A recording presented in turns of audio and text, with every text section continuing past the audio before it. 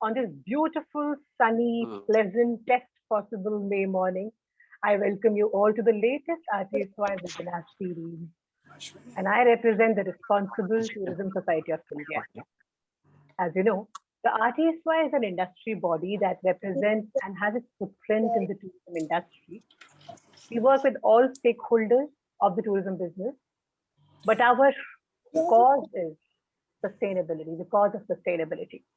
We believe that it's our collective responsibility for all of us to make the tourism business sustainable, socially, culturally, environmentally.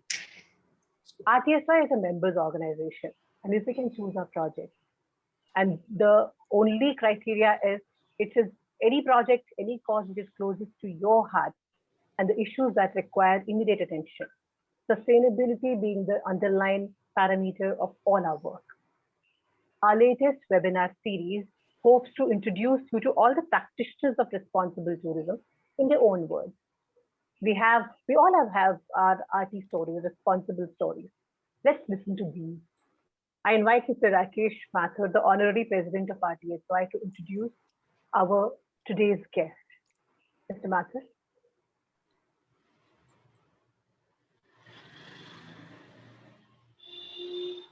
Yeah, muted. Sir, you're muted. Hello. Am I Yes. okay? Yes. Okay. Thank you, Anjana. I would like to begin by saying that Mr. Khurana is not a guest anymore. He is an integral part of RTSOI, being a patron member. And but he is the hero for today. And we are all going to hear his great story and great journey into the world of sustainability. However, before I begin, I must introduce a little bit.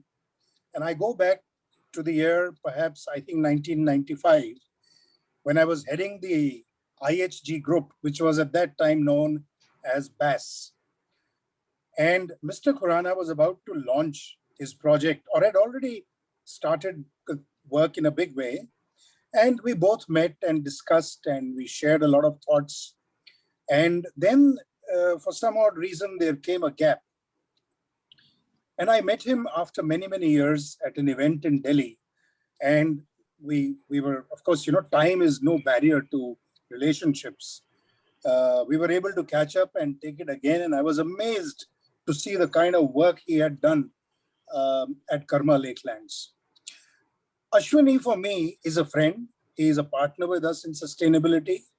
And Ashwani, I don't think I can introduce him beyond this, except one little thing I want to share. He's a doer. He's a man who believes in action. And I want to share something with you. At a very young age of, I think, 27, I could be wrong as far as the age factor is concerned. Ashwani was the undisputed lottery king of India. And he was the highest taxpayer in India. I still remember seeing his photo and article in newspapers all over the country at that time when he happened to be the highest taxpayer. And I think that showed his commitment to society in a way. And sustainability is also about society and the environment that we live in. So having said this, I would like to move on, but there is one little thought I want to share before I ask Ashwani and Shobha to take this on. Two little thoughts rather. First and foremost, we are in the process of organizing a series in this segment called My Stories. And so like Ashwani, we'll be sharing stories with very, very many more pioneers in sustainability. The second thing is the Responsible Traveler campaign, which is taking off in a big way. And we are very happy. I'm very happy to introduce to you another lady by the name of Richa Khurana, who has joined us as director for the Responsible Traveler campaign and will be spearheading that initiative. Thirdly, Pooja Nadraj will be bringing out a regular newsletter. This is for our members to know. And I would like anybody and everybody to contribute to this newsletter, whatever they wish to share.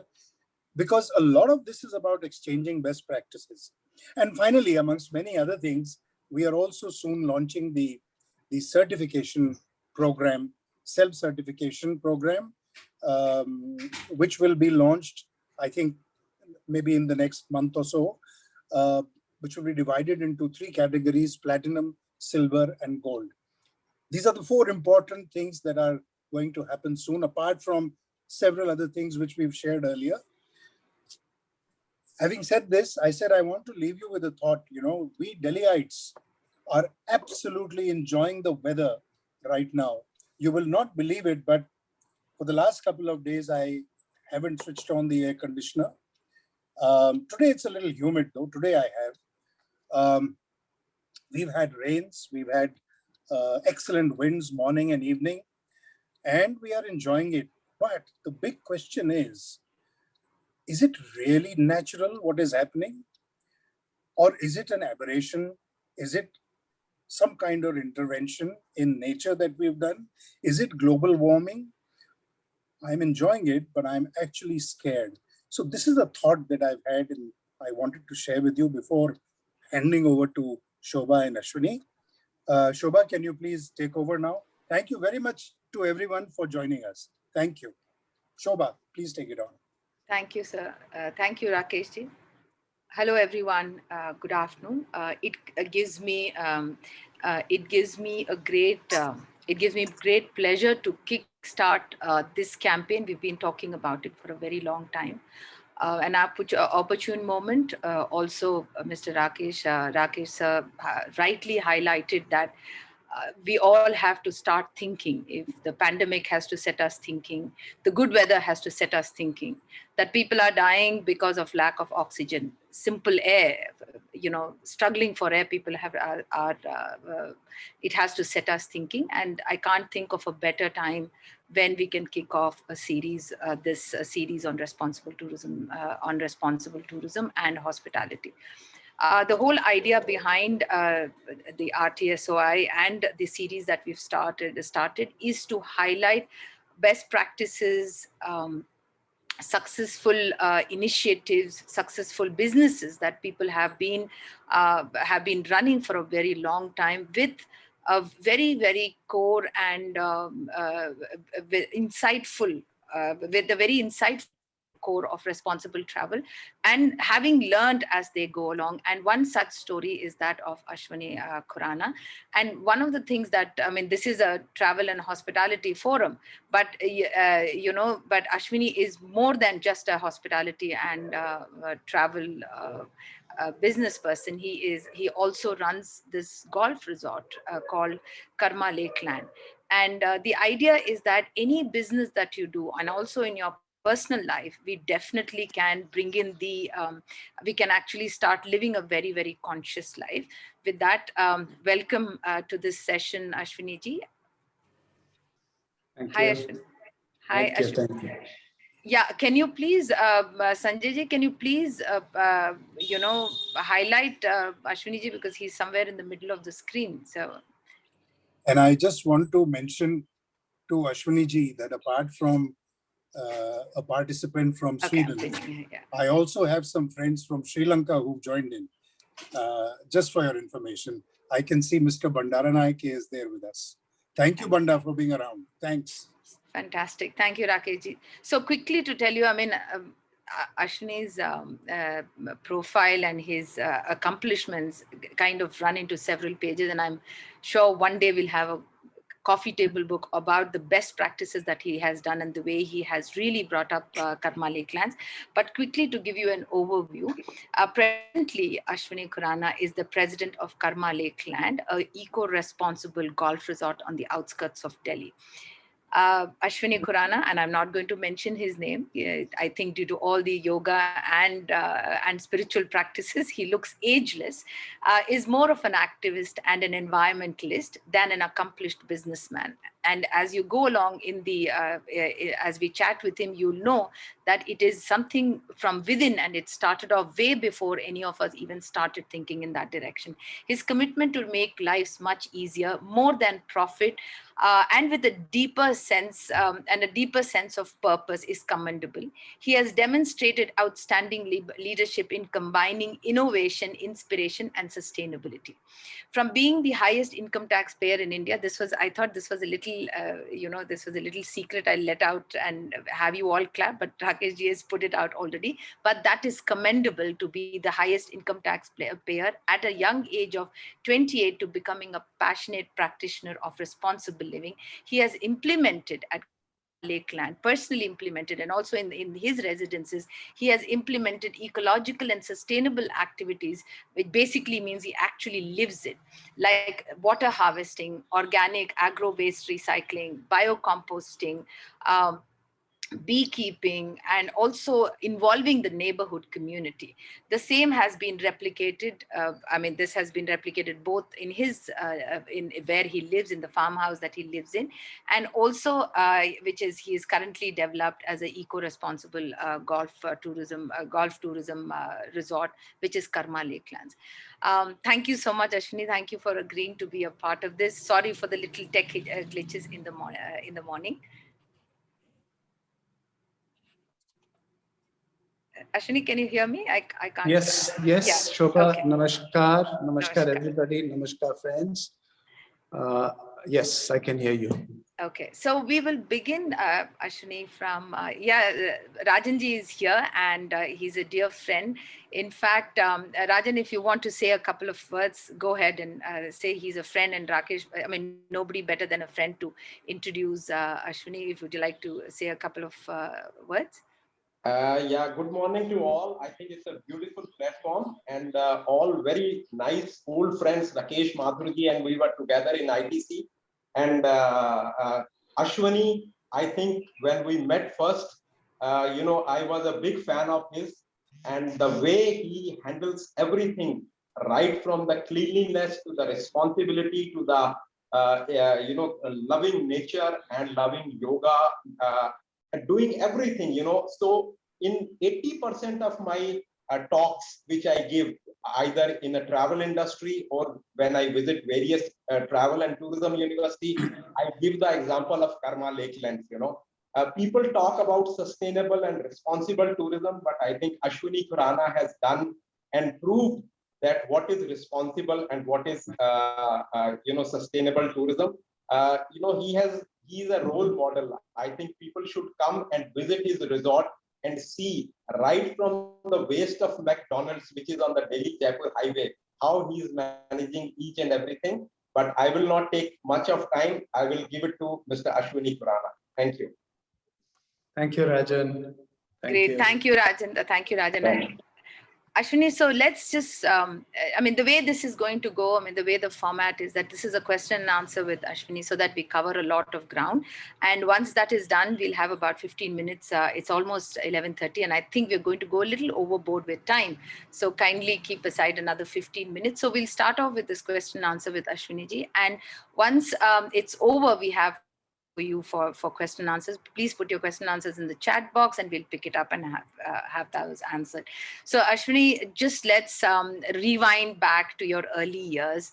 When we were talking a couple of days ago, it was very inspiring for me to know that you started off really, really young, at a time when people are not even thinking about it. So let's start and talking about your initial years, your early years, and the inspiration.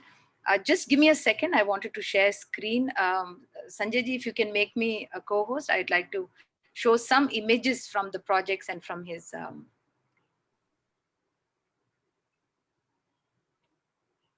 Sanjay, can you... You are co-host now, ma'am. Yes, thank you. Yeah. Thank you. So that is... Ashwani's, that's Karma Lakelands, and that's the beautiful logo of Karma Lakeland, and this is the RT story. So these are the early years and inspiration to plant more and more trees. Go ahead, Ashwani.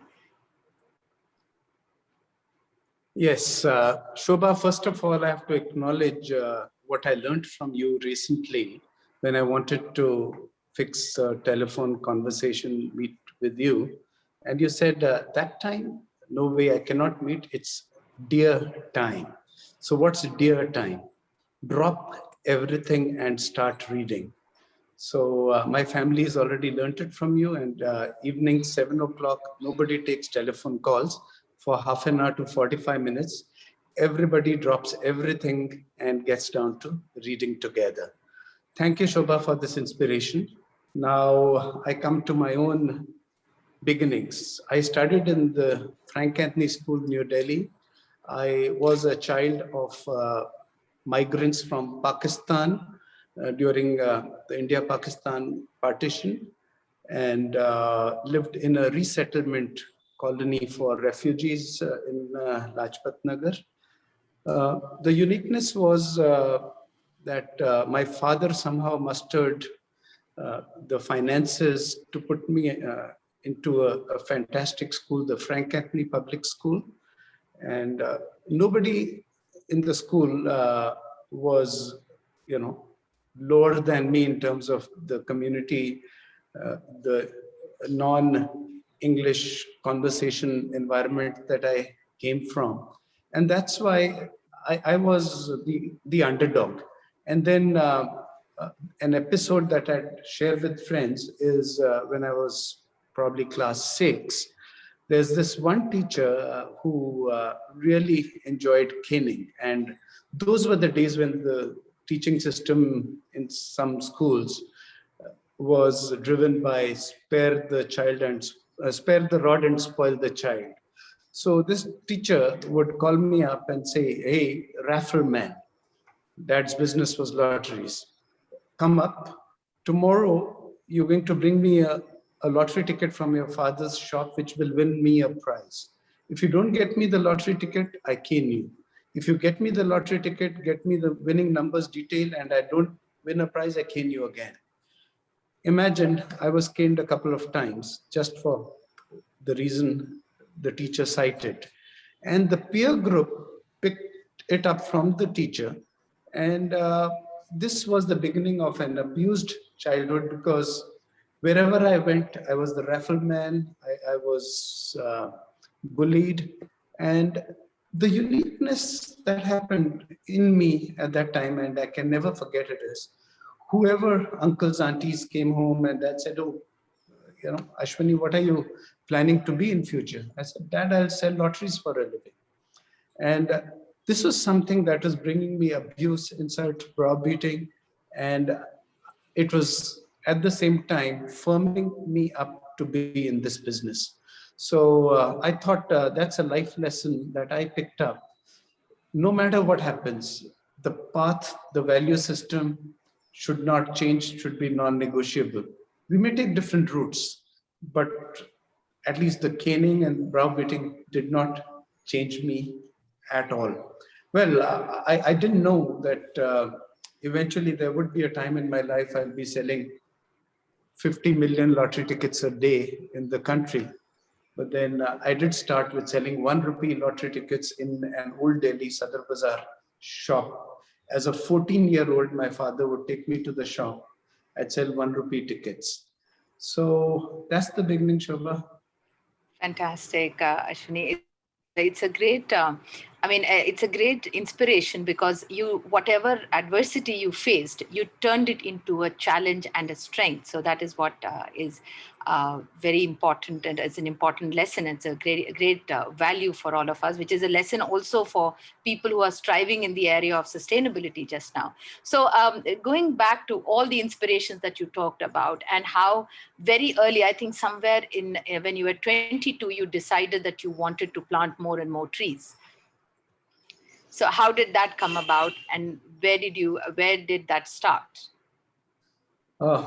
At age 19, I was in Chandigarh to sign up doing the Chandigarh lotteries and sell them all over the country. My encounter at that time was with the creator of the rock garden there, Lakeland. And as we went along, Lakeland became my mentor, my dear friend.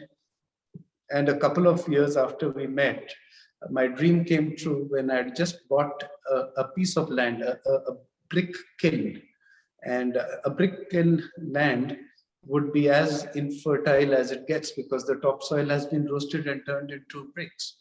And Lakeland agreed to help me landscape this place. Today, this is my home for almost 30 years. And then I requested him to help me landscape and plant trees, which he happily came down to my home, my piece of land at that time.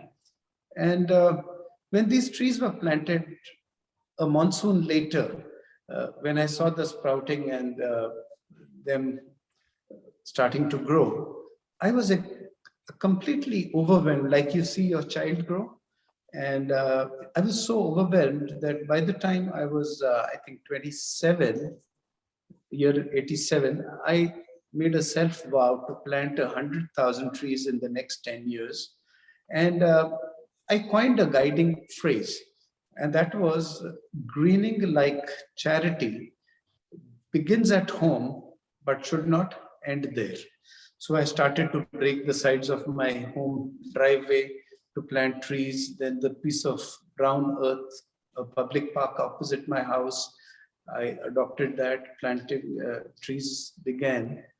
And so Lakeland was the great inspiration who not only got me started to begin with planting trees, but later into water harvesting, garbage segregation, biocomposting, and the whole 9 yards, which is what Karma Lakelands is all about today. Yes, Shobha. That's so interesting because when you think about Lakeland and the rock garden he built, mostly the whole emphasis or the thought about him is this person who was fabulous at recycling, everyday waste and things that you probably won't even think about putting them together. So I'm quite intrigued to know that he was when he built the garden. And when he helped you, there were other elements for sustainability and regeneration as well. Yeah.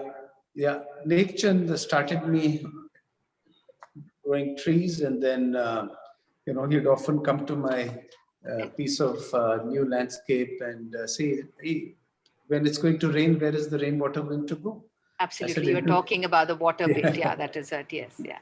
Yeah, into the earth. It says, no, it doesn't work like that. When it rains at the lowest point, you'll have puddles, and unless it's a planned drainage system, you'll be in a mess. So he taught me rainwater harvesting, then recycling, upcycling, turning things of waste into things of beauty. Those are fantastic things I learned. And the best part was, although Lakeland was a simple road inspector who later went on to become a Padma Shri and the President of India awards and whatnot, his magnitude, his scale and scope of the work he thought of was huge. The next piece of land, 12 acres, I bought after my home was landscaped with his help. And when I told him, Uncle, I bought 12 acres of land and we've got to do something here. He says, why do you think so small? Can't you think 100 acres, 50 acres, 500 acres? You're just talking tens and fives and whatnot. So that's how he got me to scale up. And eventually I decided that I'm going to buy lands in the suburbs.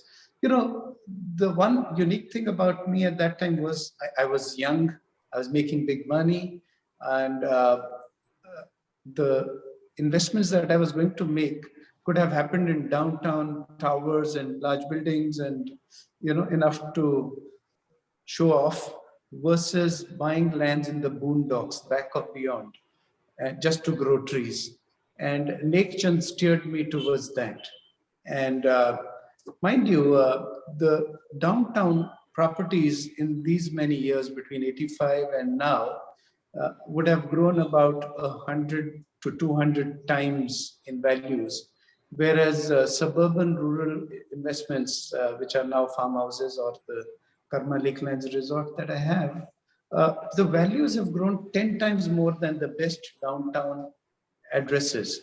So while one has become 100 in, let's say, golf links, where I did have a home, uh, one is 1,000 to 1,500 in the farmlands and the Karma Lakelands properties. Today, Karma Lakelands is $1 billion project. I'm no business visionary. It wasn't an investment decision. It was a decision out of the heart, just to have so much land that allows me to grow 10,000 trees every year. Fantastic. Yeah, Yeah, that's how and it was. and in the, I mean, years ago, and I only came to Gurgaon in '95, and I mean, this must have been in the early '80s. I can't imagine what those areas would have been. It must have been practically like wild and or barren forest, or villages are all around, right? How did it look at that point in time? It was a piece of bare land. There were a Okay. few people trees. They are there still. Yeah. But, over the years, what's happened is water tables have gone down. Yes. Once upon a time, all these areas had agriculture which was rain-based. Today, if you don't have bore wells, agriculture cannot happen.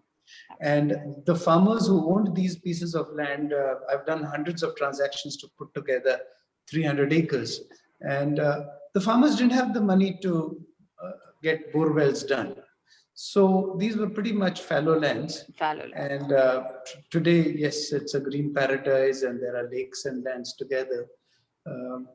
It was That's fallow really lands wonderful. to begin with. Yeah. Yes, and we'll come to that, and we'll see.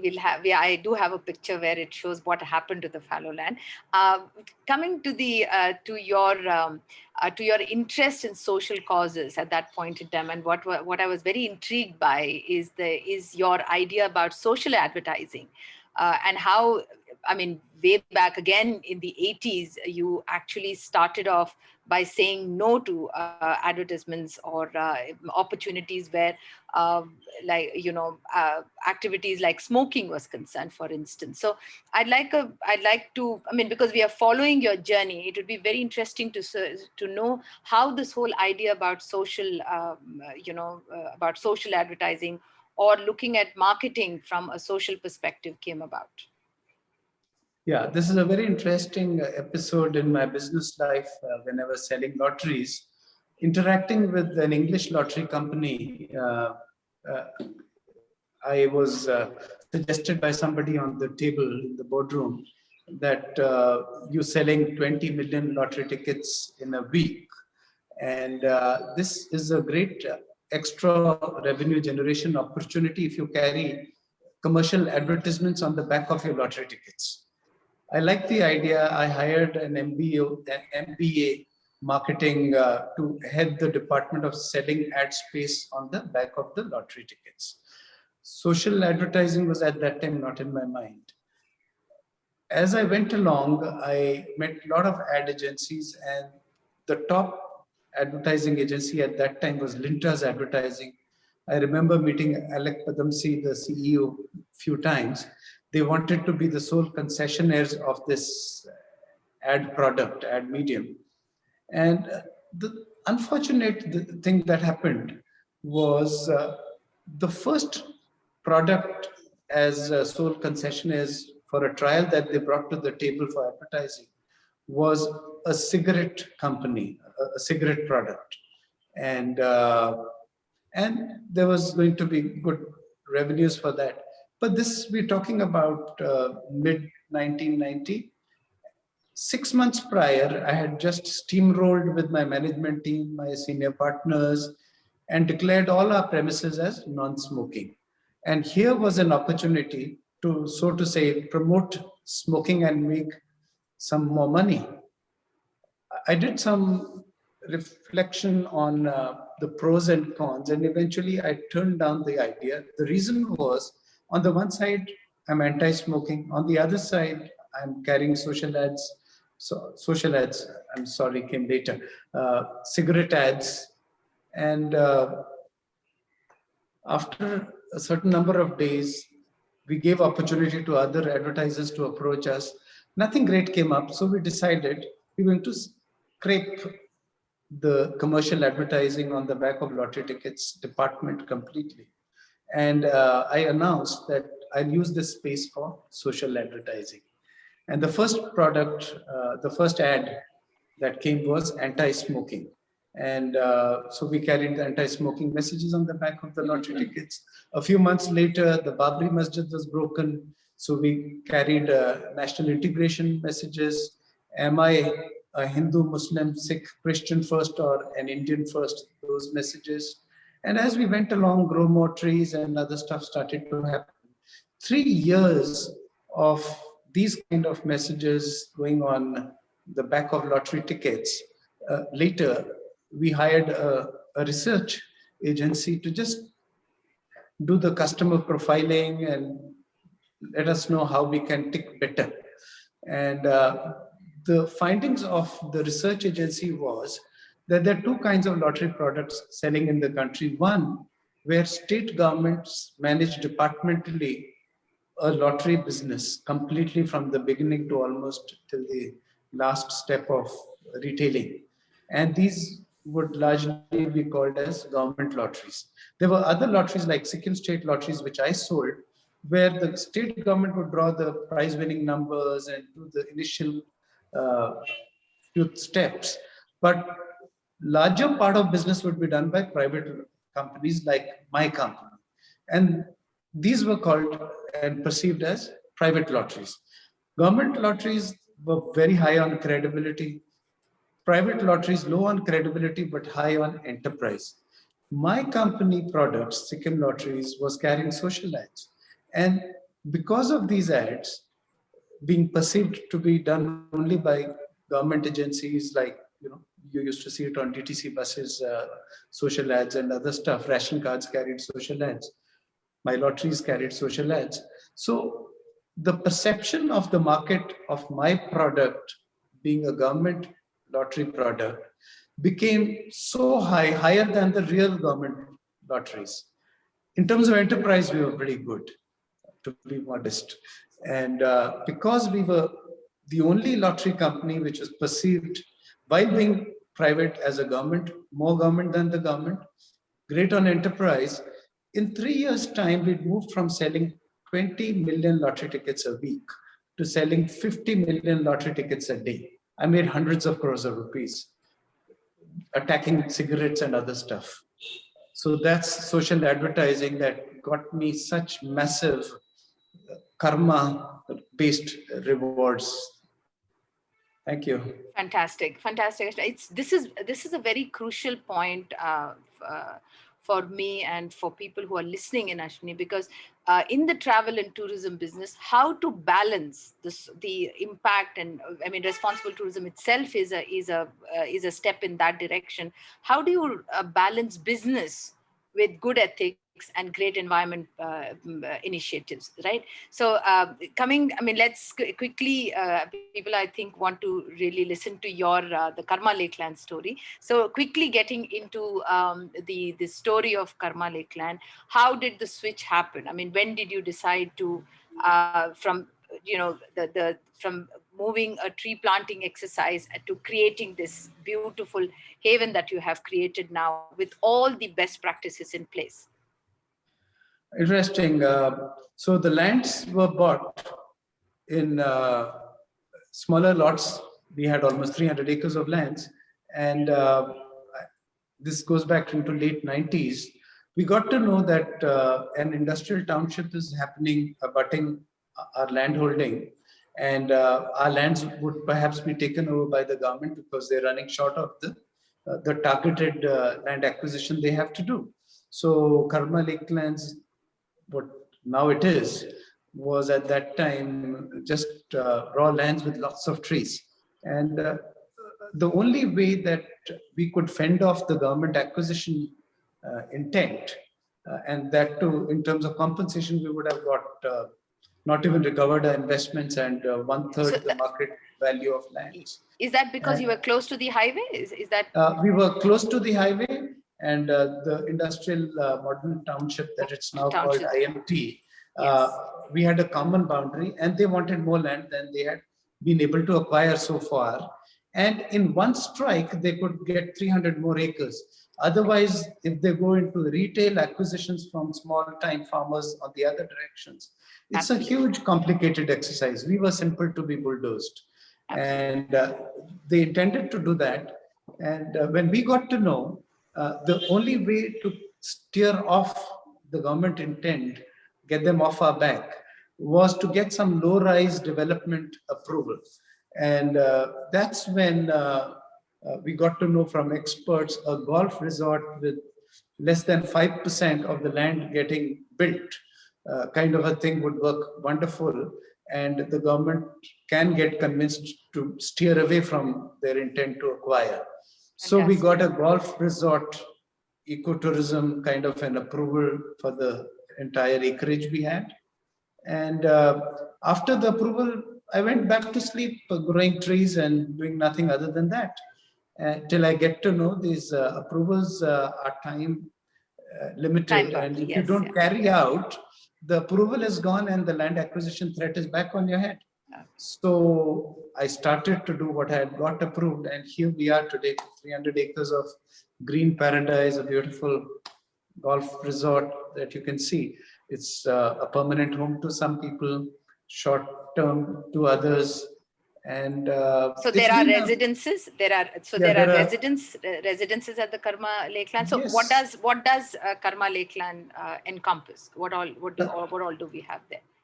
So see, Karma Lakelands is a conscious community. The people who are conscious about responsible living. They respect simple stuff. No honking.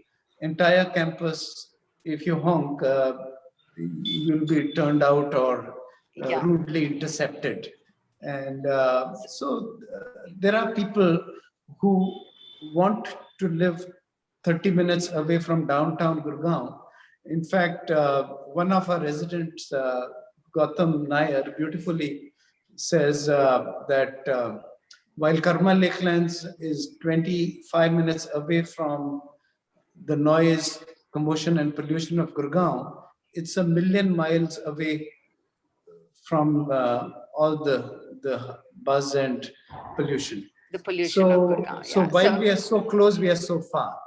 Yes, and, so there is a picture of Karma Lakelands, and let's begin with each of the initiatives that you've put into place. So we'll talk about, since you already started talking about air, so let's talk about the smoking, the no smoking policy, which I think you started off quite early as a social activity, as a social initiative. It was social passion against smoking that got me to do certain things when I sold lotteries. And I followed it up when commercially the golf course was opened and the golf operations guys were told, listen, the golf course is not going to be a smoking golf course. Incidentally, unlike most sports, people indulging in golf, a greater percentage are smokers than people who would play other sports like tennis and squash or whatever else. And so while I insisted that the golf course would be non-smoking, there'd be 2-3 smoking points, the operations guy said, look, you won't have enough business. I said, if for this reason, today, I'm losing one golfer business less, for the same reason, I'll have 3 people coming back to play golf in a few years' time when people start to appreciate what I am set out for. And we've had issues where people have been rudely intercepted and they've taken offense. They've blacklisted us from their preferred golf destination. And today we are the most successful golf course. By the way, Karma Lakelands has been awarded as the most eco-friendly golf course in India. Fantastic. And, congratulations. Congratulations thanks. On that, Ashwani. Thanks. So for non-smoking, it's turned into an opportunity rather than a challenge for us. See, the other thing intriguing about Karma Lakeland is this the urinal blocks, the eco urinal blocks that you talked about. So let's talk a little bit about this and what is the process? I mean, what is it that you do which not only uses less water but is also beneficial to the environment? Interestingly, this is a bioproduct. It doesn't use less water. On the contrary, it does not use water at all. So the men's room urinals just have this blue little round thing, looks like Urinal that you see in most toilets. Yes. This goes into the urinal, and you have to cut off water completely. Did you know that every men's room urinal ballpark consumes 100,000 liters of water per annum? Lakelands has about 25 urinals put together. So we're saving 2.5 million liters of water per year that would have simply been washed down the drain, carrying the normal chemicals that most urinals use. I was recently in Kashmir at a major convention center, and I looked into the urinal. There was a little smell. There's these plastic mats that come coated with some chemical. These coatings, mask the urinal smell, the urine smell, and then versus this, which uses a lot of water. So there's a plastic element, there's chemical element, there's water, there's an exhaust fan, there's an odonil thing somewhere in the toilet corner. All these things attacking the smell, and yet there is a smell, versus one small blue thing, no water, no exhaust fan, no smell. And can you imagine about 20 plus hotels, resorts, and golf courses have switched to this product after Lakelands launched it and started to talk openly about it. See, this was a part of our water conservation. So in terms of water conservation, we are a zero runoff resort. Yeah, we'll come to that. So we'll come to that, Ashwani. Just one quick question on this. Yes, what about the hygiene? What about the hygiene and sanitation? This is a bioproduct that turns the chemical thing that in the urine that creates the smells into something that does not, the ammonia bit turns into something else which does not smell. So rather than masking the smell, which these plastic mats that are often used in convention centers, hotels and all, this product, which is so inexpensive, the best part is inexpensive. It costs versus a normally used synthetic product 1/3 to run a more hygienic, nice smelling toilet. Fantastic. So coming to the water bit, and then it'll lead automatically into the organic farming. I know we talked about the zero runoff, which again is a fantastic idea, that no water drop has to be wasted, right? Again, it was one of your inspirations from Lakeland, you said. So yeah, go ahead and let's talk about what you do with the water. And it's a lot of acreage. I mean, 300 acres to to ensure that every drop of water. And when we talk about water, do you talk about rain and dew as well? We've yet to graduate to capturing the atmospheric dew and turning it into a useful resource. We will at some point get there, but not a drop of rainwater that falls in our 300 acres is wasted. The planning, the contour development done by Pacific Coast Design, the golf course designers from Australia, ensured that while there was zero runoff, run-in was allowed. So next door to us is 1,000+ acres of National Security Guards campus. Now, their contours are such that the level of their land is higher than ours. And through gravity and the right contour planning, we pull in the rainwater runoff, but not a drop runs out. So this is channelized into whether there are open wells which had gone dry because of dropping water levels over the years. There are old bore wells which went dry. So these bore wells, open wells, lake system of Lakelands handles all these millions and millions of liters of rainwater and recharges the water table. So if we have to draw water from bore wells during the year, we do it nonchalantly and guiltlessly, because every year the water table under us has actually been coming up rather than going down, which happens everywhere else. what about water from, what about wastewater, grey water, black water? I mean, yes, we have a water treatment plant. In fact, this treatment plant is immensely over capacity, because at one time our neighbors, national security guards, their campus generates 1 million liters of sewage a day, and they had dug a large lake system in their campus. And what they would do is they would ill-treat their sewage water. Now, this is a word I have coined, ill-treat. Now, a lot of people, a lot of water treatment plants, all they do is arrest the sludge and believe that the rest of the residual after the sludge is recycled water.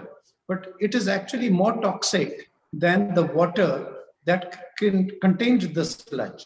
So the NSG people would arrest the sludge and put the ill-treated water in a lake system, which was contaminating the water table, the soil, the stench, the air above.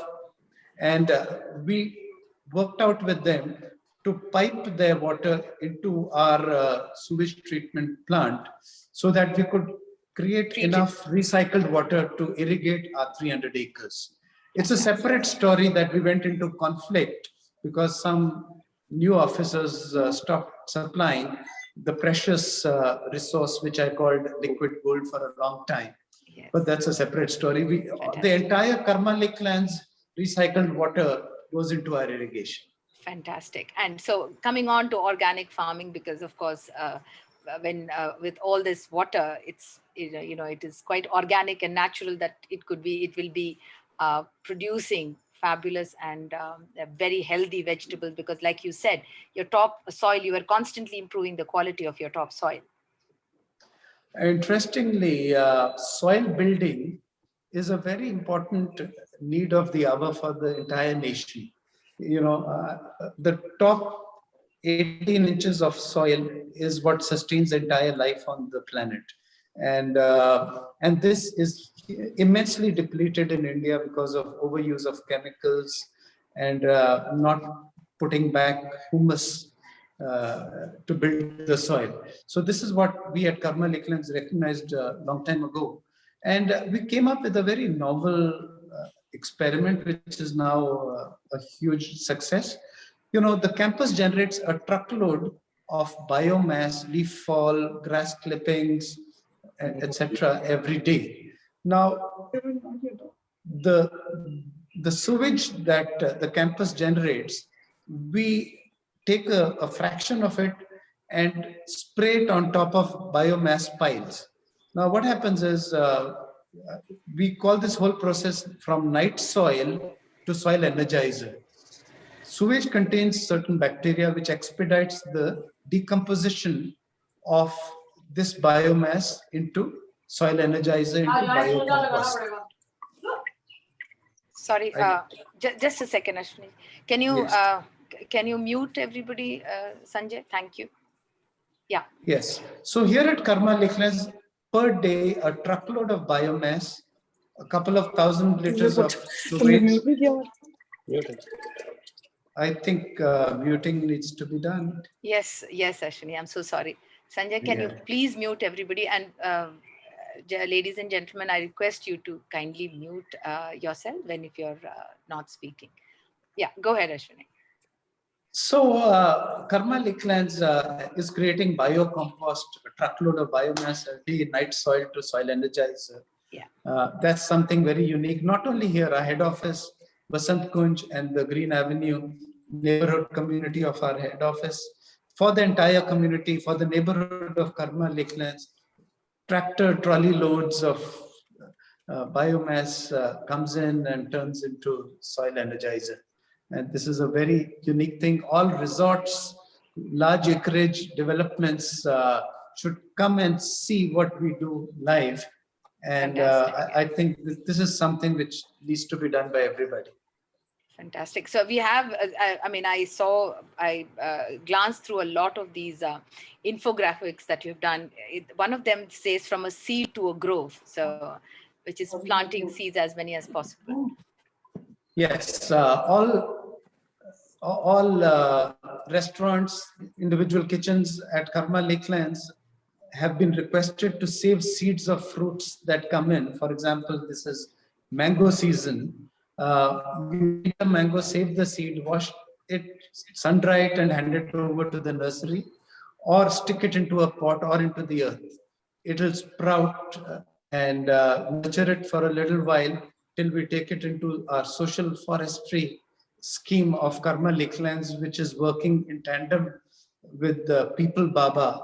People Baba is a friend of the company. He's planted 2 crore trees in 40 years, majorly people trees, but a lot of fruit trees, neem trees and all. So we are his back end nursery supply, his sapling supply system. And every seed that is consumed by the restaurants, individual kitchens, has to become a tree for the future. So that's what we call from a seed to a to a grove. growth. Yeah, and there is Sadhguru's quote there. If you'd like to say that, you would like to. There's Sadhguru's quote there, which says, "Every society needs individuals who will go on planting mango trees without thinking whether they will get to eat the fruit or not." So that's a lovely quote on that infographic from a seed to a grow. So we will quickly. I mean, we are running out of time, Ashwani, but I want to cover all the initiatives that you've done. So we are now looking at the waste part of it and the what you do with your wet waste. I mean, composting we've heard. What do you do with your dry waste?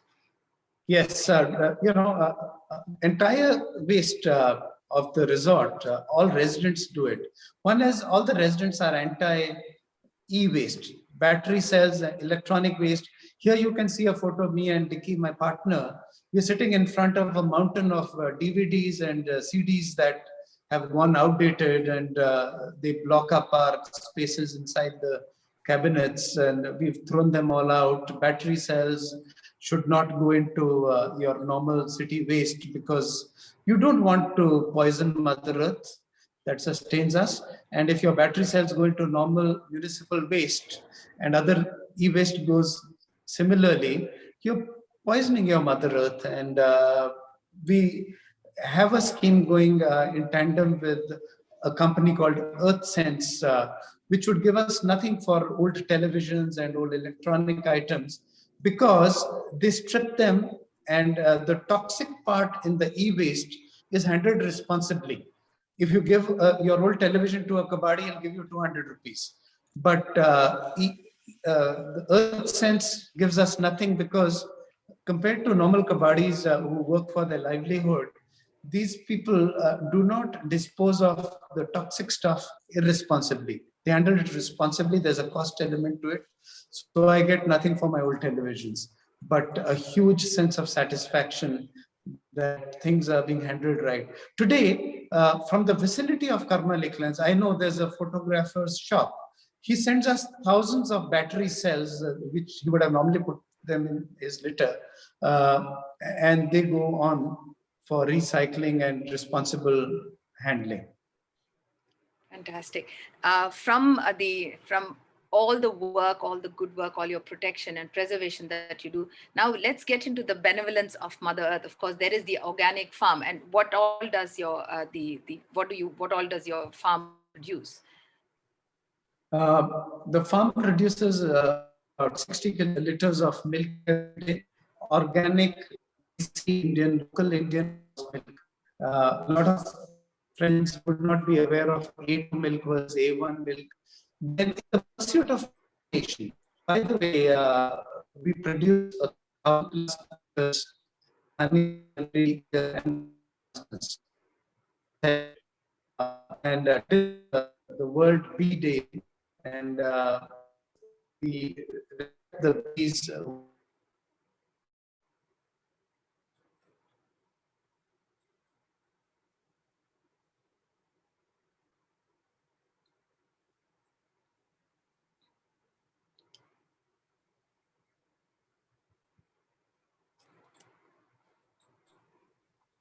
Yeah, sorry, we're having some tech challenge.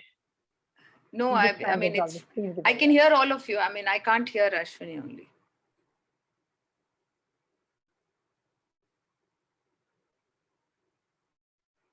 Just give me a second. Hello. Yes, Yeah, yes. yeah, Ashwani. We can hear you, Ashwani. Yeah, go ahead. A minute. Am I straight on the screen or upside down?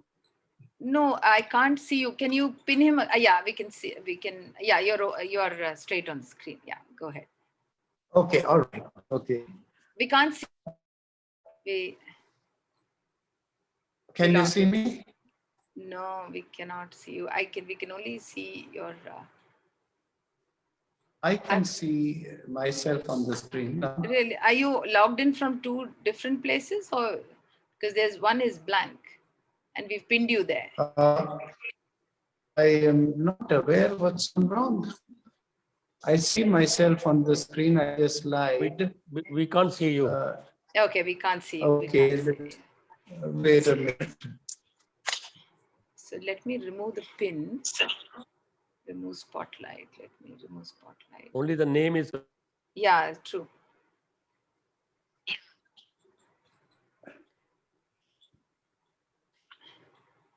Or if my audio is working, I can continue. Yeah, audio is working. We can continue. So when I stop sharing, probably we'll get you back. So go ahead. Let's talk about the farming. Yeah, today is International Bee Day, so we bow to the bees that sustain us. And I've been thinking, they give us milk and us we call her mother cow. So we have Mother Bee also. Today is her day, and we need to acknowledge that. In the pursuit of promoting pollination, Karma Lakelands has been doing a lot of beekeeping, and the honey that we get is incidental to the pollination promotion process we have. And this is one thing that everybody can do, anybody can do. They'll get very high quality, non-synthetic, health-giving honey. And so that's one initiative other than keeping. Cows, by the way, are great composters. We've got cows, goats, hens. The kitchen waste gets segregated at source, and the fruit and vegetable peels go to the cows. Goats can handle other stuff. Chickens can handle something else. And everybody's night soil, not just from our sewage system of the homes and golf resort, the club, but the cows, the goats, the chickens, all of us, the earthworms here at Karma Lakelands, all of us are relentlessly at work making soil energizer. The amount of compost we make and the organic produce, the fruits, the vegetables that you get here does not compare with any other mostly synthetically nurtured stuff that you get outside of Karma Lakelands. Thank you so much. Thank you, Ashwani. Thank you for sharing that. And where do you, I mean, are they retailed? There is a supply, what's your supply chain like? I mean, how do you get A2 milk, to people who would probably be interested in getting organic food and, or milk or bees from you? Where can they buy this from? Because these are our environmental initiatives, we've decided that would not lose focus from being an eco-responsible theme to conscious living and practices. So all that we produce, the honey that we produce, for example, it's hugely surplus. It goes into our signature drink. The Karma drink is based, honey-based, and we use Chinese orange juice and mint and everything organically grown at Karma. We do not sell anything, but the honey especially does go out to people who wish to contribute for the daycare. We've been bringing up 70 children who are underprivileged no more. And they've been sent to regular schools. We give them clothes, books. We call them underprivileged no more. So people who get our Karma honey as a reward to their contributions for the NGO lap up most of the production of our honey that cannot be consumed by our residents and our restaurants. Absolutely brilliant. Thank you so much for sharing this. Lastly, when we talk about pollution, we quite forget about the noise and the light pollution. So on that note, one of the first things that people will get to see is that they have to keep their noise levels down when they reach Karma Lakeland. So you started off by talking about the no horn policy. So yeah, over to you on that. Yes. How do you enforce this? And I'm very scared. I mean, I read about how you enforce this. So how do you enforce this? At the gates, the guards would clearly ensure, along with the signages there, that the guard responds to sight, not sound. Yes. Any honker would get a little rough reprimand that you're in a no horn zone. So the entire 7 kilometers of internal road structure is no horn. And not only guards, any gardener, anybody, any department, any small child, a 10-year-old Karma Lakelands resident, he or she sees a vehicle going by honking, they would flag down the vehicle, fold their hands, and remind the driver that you cannot honk here in Karma Lakelands. It's a huge taboo. Absolutely. And we only want to hear sounds of nature. Honking is a big no. In fact, when you're in the campus, you realize that all of us put together, the team Karma is at war against litterers, honkers, suckers of straws, for example. In the residents, in the restaurant, we've not ever served straws without being requested to serve. And when there's a guest request, they'll get a paper straw. Paper straw. Never ever have we used plastic straws at all. In fact, our creatives out there have a bottom tagline saying, "Suckers suck straws." And we have a lot of fun conveying messages against plastic. I know. I love all your infographics and all your messaging that goes around the same. So that goes around responsible tourism and also conscious living. You can see him. So Ashwani, I think I have covered. I mean, there are a lot of small details that go into. I mean, when you want to get into it all out, there are so many details, and I seem to have covered a lot of it. Is there anything that I have missed? Is there anything you'd want to talk about?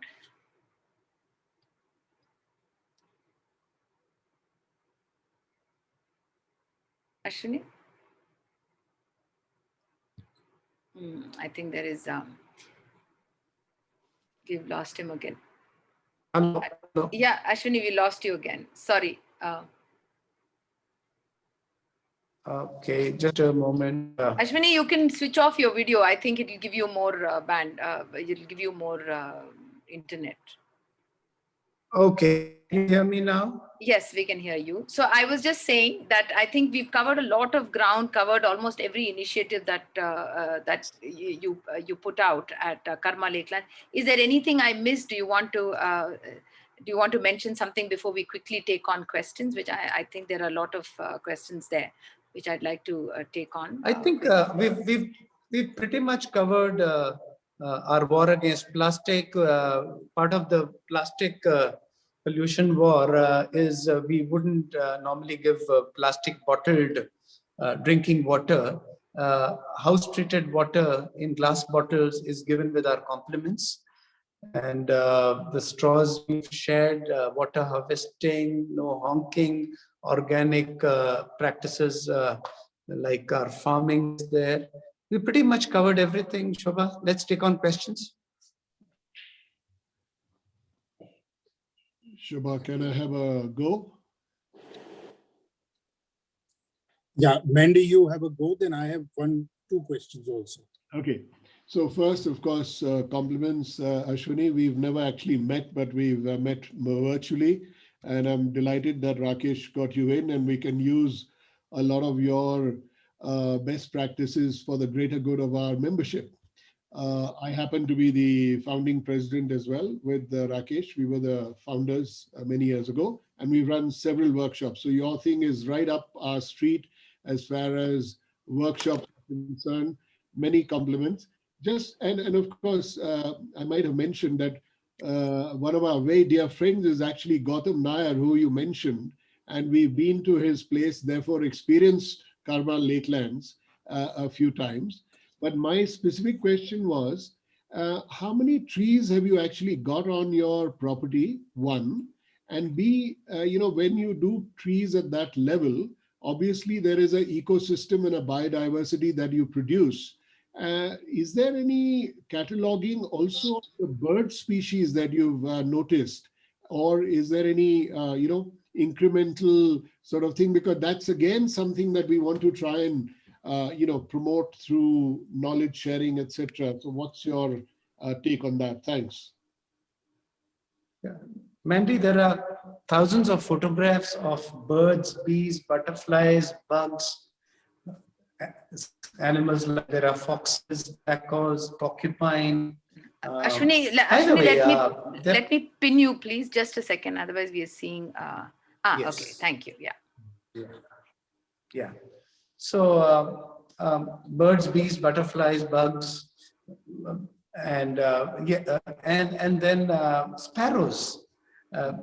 Just last year, I'm sitting next to this bush and I see a couple of sparrows, and I go closer to them and into the bush. I see hundreds of sparrows there. I simply got too emotional. I started crying because sparrows is something I saw as a child. You all know that they've all disappeared from big cities. But here at Karma Lakelands, there are hundreds of them. So it's not really documented, but all the right practices are in place. For example, there was a time we were in collaboration with a large real estate company, and they wanted to turn our golf course into night golf as well. To which I said, no, God intended few things to happen in the day, a few to happen at night. I'm sure in the scheme of things, golf was not intended for the night in artificial light. And I'm not going to mess around with the creator's creation, the birds and the bees, by bringing in light pollution. Yes. So we have the right ambience for an ecosystem to happen. I'm told if you see a lot of partridges in a particular place, it's a sign that there's a healthy ecosystem at play.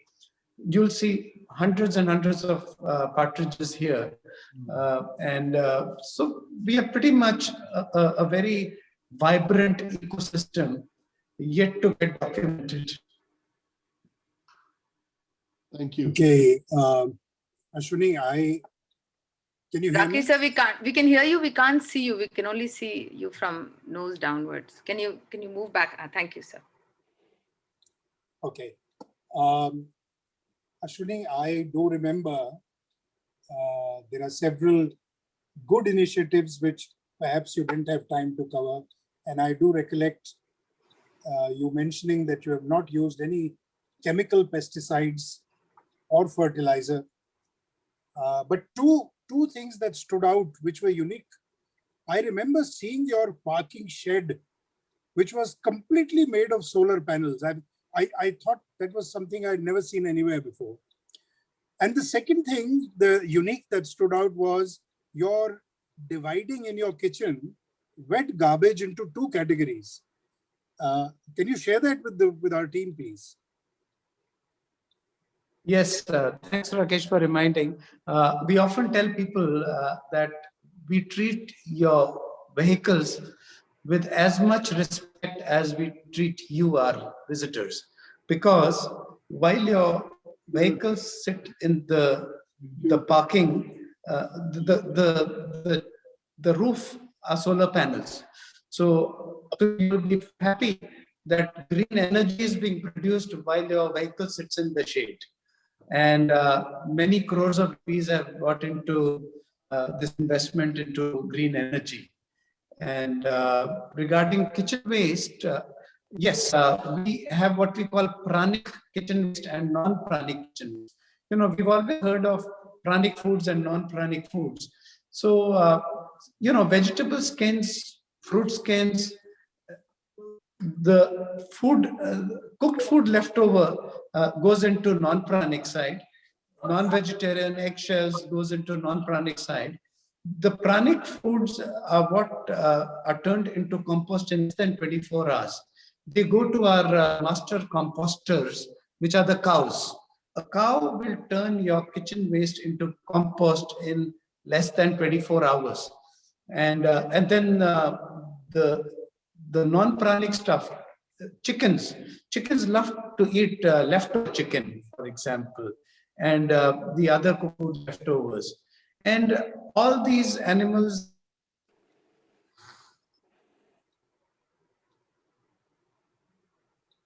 We lost him. We lost him again. Yeah. Hello.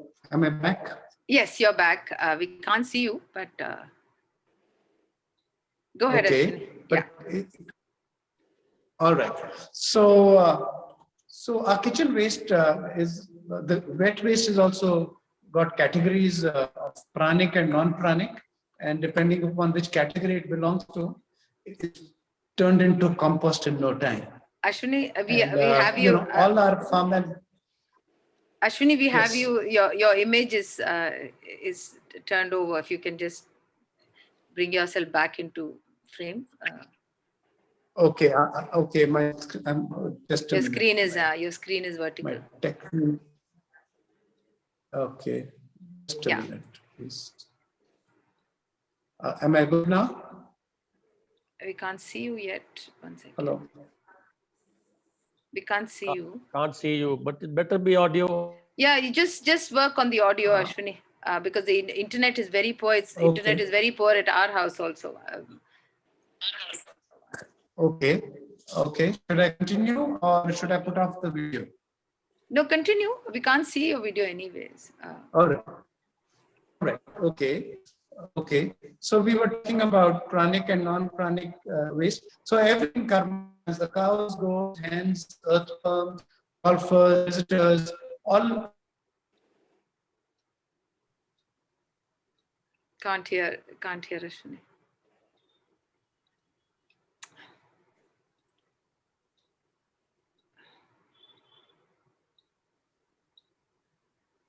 Sorry, very sorry for this. I mean, Gurgaon has been very bad. Yeah, Ashwani, don't put your video on. Just keep your video off and have just the audio will work. Yes. So we've talked about composting. Everybody here is relentlessly at work making soil energizer, which is being put to use in our organic agriculture, kitchen gardens, and nurturing the golf course.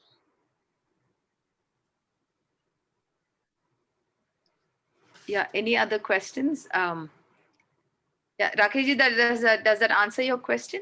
Yes. I wanted him to share these things with everyone. Yeah. Okay. Thank you, sir.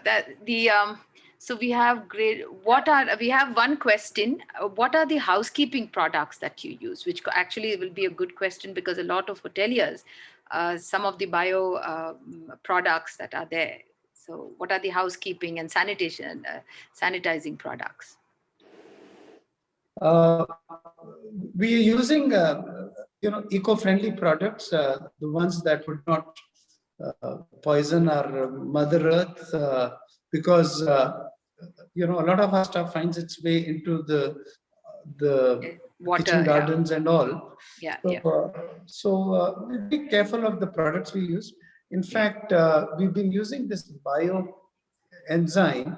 All our citrus fruit skins mixed with jaggery make some fantastic cleansing products. Absolutely. And we are doing these bioenzymes for our housekeeping in a big way as well. Great. Yeah, brilliant. Thank you. And go ahead. Sorry, is there time for a question? Yes, go ahead, Savita. Okay. Hi. Hi, Ashwani. I have two questions. I had to step out to check on a patient. I don't know if I missed it. Did you talk about biogas and did you talk about cow dung being used to make logs for crematoriums? I do know that cow dung cake can do a fantastic work at crematoriums. Yeah. We have cows, we do make cow dung cakes. And we use them also as mosquito repellent instead of fumigation. We are extremely anti-fumigation, because fumigation of the normal kind which resorts are doing is like dislocating mosquitoes for the next 30 minutes and they'll come back. While mosquitoes reappear, the visitors, the staff and visitors inhale toxic carcinogenic fumes. Absolutely. So this is something of a big no at Karma Lakelands, and cow dung cakes are being used, yes. Yeah, but you know, with this, with the times that we are in now, there was a whole lot of wood which was, you know, being used at the crematoriums. And if you please, the forest departments, inverted commas, wanted to help out by providing more wood. So I know of the Rotary who's, you know, planning on setting up a huge project, and there are some other smaller individual companies. So I was wondering if you were also into, or you could provide the cow dung. How many cows do you have? We have about 60 cows That's a between large number. Vasant Yeah, and Karma Lakelands put together, yeah. and So, another same number of goats. yeah, so you would have a fair amount of Fuel cow dung. for, So, yeah, yeah, absolutely, yeah. one biogas, and Yes. of course nowadays, I mean, could I put you in touch, because I know somebody who's, you know, funneling this cow dung, and I've sort of put her in touch with a lot of other gaushalas. So Ashwini, is that possible that some of the cow dung goes towards that, to making logs, you know, out of the cow dung which is used in crematoriums? Is that possible? I do know cow dung cakes are very good for Yeah, not combustion, cakes. They're and making logs you out can of it. They're making logs. Yeah, they're making logs They're out of those making it. logs out kind of of it. things. Yeah, Well, yeah. So that wood is not Fantastic. burned. I'm going to, you know, because this is a raw material which is very, very precious for us and is Yeah, being put I to mean, in use. other times probably for biogas as well.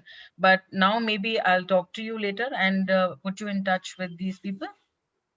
Yeah, That'd be really good. sure. Yeah. Yeah. Okay. By Yeah. the way, when I pop in no hurry to go, I am going 6 feet under, and I call it from soil to soil smokelessly. So they're called the pods, right? I mean, is that what you're talking about? Well, no need to do a pod also, just 6 feet under is good enough. And plantation will be there at the top. No epita, no nothing, because that piece of earth should be recycled in future as well. Absolutely. Great. Thank you so much. Any other questions? Any other questions? Otherwise, we'll wrap up. I think we've that was really a fantastic session with you, Ashwani. Unfortunately, the internet is so low. I'm unable to load the video, and I don't think it would come up it would come out very well. So I'm not going to even try it. And but it was a great insight into all the initiatives that you have at this thing. And I'm glad Rakesh ji brought up the solar, and Savita brought up the biogas, and of course the other question was about the cleaning material. So I think from where RTSI stands, you are the perfect place, and not very far away from Delhi, because we have a lot of members in and around Delhi. You are like a kind of a place where all of these things, you can actually see it in action, and not only be inspired by it, but take back with you and probably use some of it in your everyday life as well.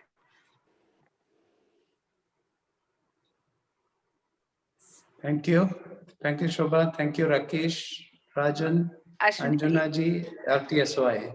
Ashwani, would you like to say one thing to everybody watching in, people who have been watching, one advice or one gem that you would like to share? Because I know you live also your life like that.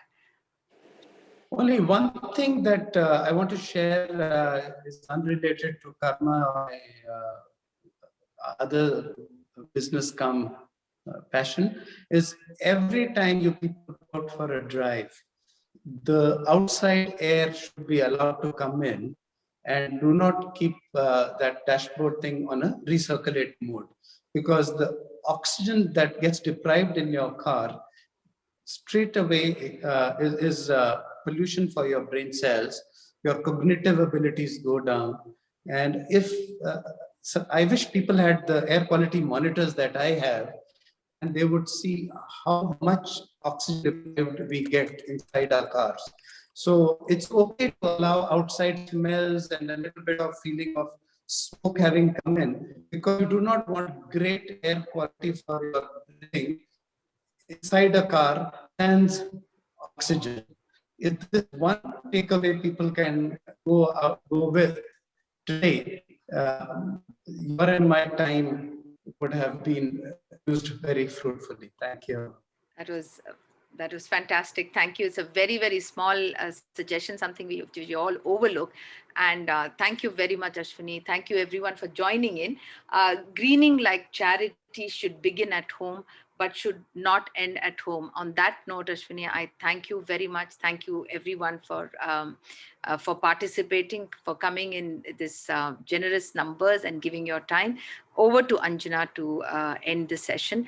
Just one thing before I end, kindly follow Karma Lakeland. You'll find it on, they are very, very active on Instagram. You can also find them on other social media channels. Kindly follow them. They're lovely videos that you will see if you are following them on social media. Thank you so much. Thank you, Shobha. Such an inspiring, inviting story. Such a beautiful, conscious life being lived on an everyday basis. My advice to you all is, once the lockdown opens, visit Karma Lakeland. I'm sure you'll come having learned a few techniques firsthand. RTSY is in the process of having Karma Lakelands as a certified sustainable destination as per international parameters. My RT stories from RTSY shall come to you every third Thursday of the month, where we introduce you to an inspirational practitioner from amongst us. So the next one shall be on 17th of June 2021. We invite all of you to join us in getting onto the sustainability bandwagon. Join us at RTSY. We are a membership-driven organization that looks at best practices as being practiced by the practitioners. We also look at our common challenges and try and find solutions. You can join us as tourism organizations, as businesses with service and support tourism, also as individuals, because all of us are travelers firsthand, and the industry will become responsible only if our demands become responsible. And we all create a community of responsible citizens. Get to know more about us from our website, rtsy.org, and our social media handles. We're on Facebook, Instagram, YouTube. Engage with us. With this invitation, we come to the conclusion of today's webinar. Thank you for joining us today. Be responsible, be sustainable. Thank you.